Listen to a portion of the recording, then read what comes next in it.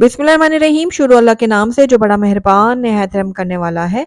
अस्सलाम वालेकुम, welcome to my kitchen. सर्दियां हों और गुलाबी चाय ना पी जाए तो सर्दियां कुछ अधूरी सी लगती हैं, तो इसीलिए आज आपके लिए लेकर आई हूँ कश्मीरी चाय या फिर पिंक टी की बिल्कुल ऑथेंटिक रेसिपी, जिसका कहवा बनाकर आप 10 से 12 दिन के लिए फ्रिज में रख के स्टोर कर सकते हैं और जब दिल चाहे अपनी कश्मीरी चाय को एंजॉय कर सकते हैं। बिल्कुल ऑथेंटिक रेसिपी आपसे शेयर करूंगी और बिल्कुल परफेक्ट मेजरमेंट के साथ शेयर करूंगी, तो इसलिए आपको वीडियो को शुरू से एंड तक पूरा देखना होगा। तो चलिए फिर टाइम ज़ाया किए बगैर इस मज़ेदार, बहुत ही टेस्टी, क्रीमी सी कश्मीरी चाय या फिर पिंक टी को बनाना शुरू करते हैं। तो बहुत ही टेस्टी, क्रीमी और मज़ेदार सी कश्मीरी चाय या फिर पिंक चाय को बनाने के लिए सबसे पहले मैंने यहाँ पर एक पैन ले लिया और इसके अंदर मैं ऐड कर दूंगी 4 कप पानी। तो यहाँ पर देखिए 4 कप पानी मैंने इसके अंदर ऐड कर दिया। अब इसके अंदर कुछ खड़े मसाले हम ऐड करेंगे, जिसमें मैंने 4 से 5 अदद लौंग ले लिए, एक दालचीनी का टुकड़ा लिया है, 5 अदद मैंने यहाँ पर छोटी इलायची ली है जिनके मैंने मुंह खोल दिया था और 2 मैंने बादियान के फूल ले लिए थे।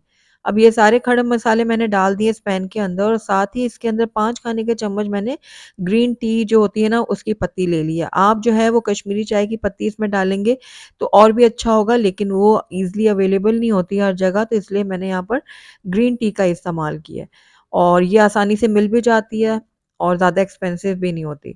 दोनों के रिज़ल्ट ऑलमोस्ट सेम होते हैं, तो इसलिए हम ग्रीन टी का इस्तेमाल करेंगे यहाँ पर। और मैंने यहाँ पर 1/4 टीस्पून जो है ना नमक भी ऐड कर दिया था। अब अच्छी तरह से सारी चीज़ों को मिक्स किया है और अब इसको हमने पकने के लिए छोड़ देना है। तकरीबन 3 से 4 मिनट के लिए इसको हम पकने के लिए छोड़ेंगे। तो यहाँ पर देखिए तकरीबन 4 से 5 मिनट हो गए थे ग्रीन टी को पकते हुए और अब हमने इसके अंदर जो है ना एक ऐसी चीज़ डालनी है जिससे इसका कलर बहुत खूबसूरत निकलेगा।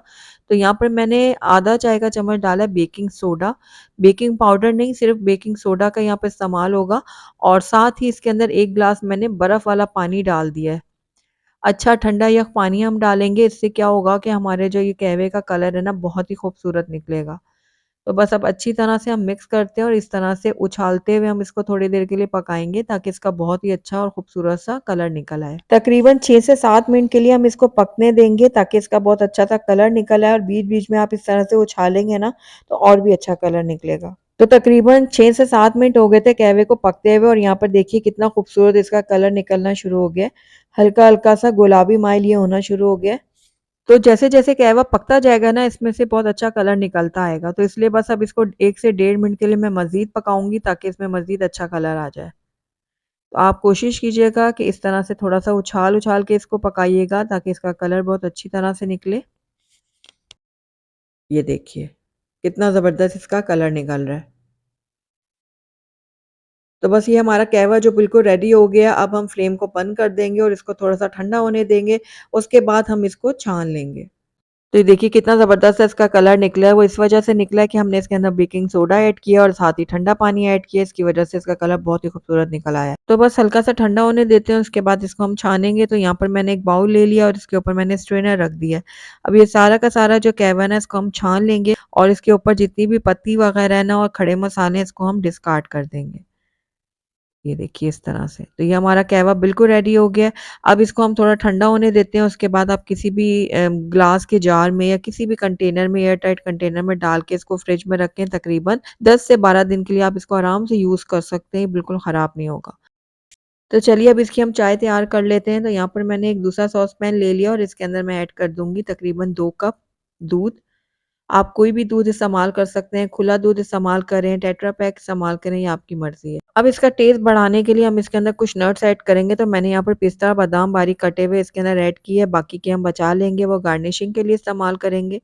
साथ ही इसके अंदर हम ऐड कर देंगे चीनी। वैसे तो कश्मीरी चाय में जो है ना चीनी का इस्तेमाल नहीं होता, नमकीन चाय वो लोग पीते हैं, लेकिन हम यहाँ पर चीनी भी ऐड करेंगे इसके अंदर। तो हस्बे ज़रूरत चीनी ऐड करें, मैंने 2 चाय का चम्मच ऐड की है। अब ये देखिए अच्छे से बॉयल आ गया है दूध के अंदर। तो अब इसको मज़ीद क्रीमी और मज़ेदार बनाने के लिए ना हम इसके अंदर 1 खाने का चम्मच ऐड कर देंगे फ्रेश क्रीम। मैं यहाँ पर दूध के ऊपर जो मलाई होती है उसका इस्तेमाल कर रही हूँ। अगर आपके पास टेट्रा पैक क्रीम है तो आप वो भी इस्तेमाल कर सकते हैं। ये डालने से ना बहुत ही क्रीमी सा इसका टेक्सचर बनेगा और बहुत ही मज़ेदार हमारी पिंक टी जो है वो बनकर तैयार होगी। अच्छी तरह से हमने मिक्स कर दिया। अब इसके अंदर हम ऐड करेंगे कहवा। तो मैंने यहाँ पर 1/3 कप कहवा लिया है, थोड़ा-थोड़ा करके इसके अंदर डालेंगे पहले और इसको मिक्स करते रहेंगे। जितना कलर आपको चाहिए उस हिसाब سے آپ اس کے اندر قہوے کو مکس کریں، اور جتنا اسٹرانگ آپ نے پینا ہے اس حساب سے اس میں ڈالیں۔ تو یہاں پر دیکھیے میں نے تھوڑا تھوڑا کر کے اس میں قہوہ ڈالا اور بہت ہی زبردست اس کا کلر نکل آیا ہے، اور جتنا اسٹرانگ میں نے اس کو پینا تھا میں نے اتنا اس کے اندر ایڈ کر دیا ہے۔ تو بس آپ بھی اپنے ٹیسٹ کے حساب سے اس کے اندر قہوہ ایڈ کر دیجیے گا۔ تو یہ بہت ہی زبردست، بہت ہی یمی سی ہماری گلابی چائے یا پھر کشمیری چائے بن کر تیار ہو گئی ہے۔ آپ دیکھ رہے ہیں کتنا زبردست اس کا کلر نکلا ہے، اور ٹیسٹ میں تو اس کا کوئی جواب ہی نہیں ہے۔ تو چلیے اس کو اب سرونگ کپ میں نکال لیتے ہیں۔ تو ماشاءاللہ سے دیکھیے کتنا زبردست اس کا لک آیا ہے، اس کا کتنا زبردست کلر بنا ہے، اور ٹیسٹ میں بھی یہ بہت ہی مزیدار بنی ہے، بہت ہی کریمی۔ تو اوپر ہم اس کو گارنش کریں گے تھوڑے سے پستے اور بادام کے ساتھ، اور یہ لیجیے بہت ہی زبردست یہ ہماری گلابی چائے، پنک چائے یا پھر کشمیری چائے بن کر تیار ہو گئی ہے۔ تو ان سردیوں میں آپ نے میری اس ریسیپی کو ضرور ٹرائی کرنا ہے، مجھے پوری امید ہے آپ کو اور آپ کے گھر والوں کو، اسپیشلی اگر آپ مہمانوں کے لیے بنا رہے ہیں تو وہ بھی آپ کے فین ہو جائیں گے۔ تو ضرور ٹرائی کیجیے گا، اور ٹرائی کر کے مجھے بتائیے گا ضرور کہ میری آج کی ریسیپی آپ کو کیسی لگی۔ اگر اچھی لگی ہے تو اس کو لائک ضرور کیجیے گا، اور میری ویڈیو کو شروع سے اینڈ تک دیکھنے کا آپ کا بہت بہت شکریہ۔ Thank you for watching. اللہ حافظ۔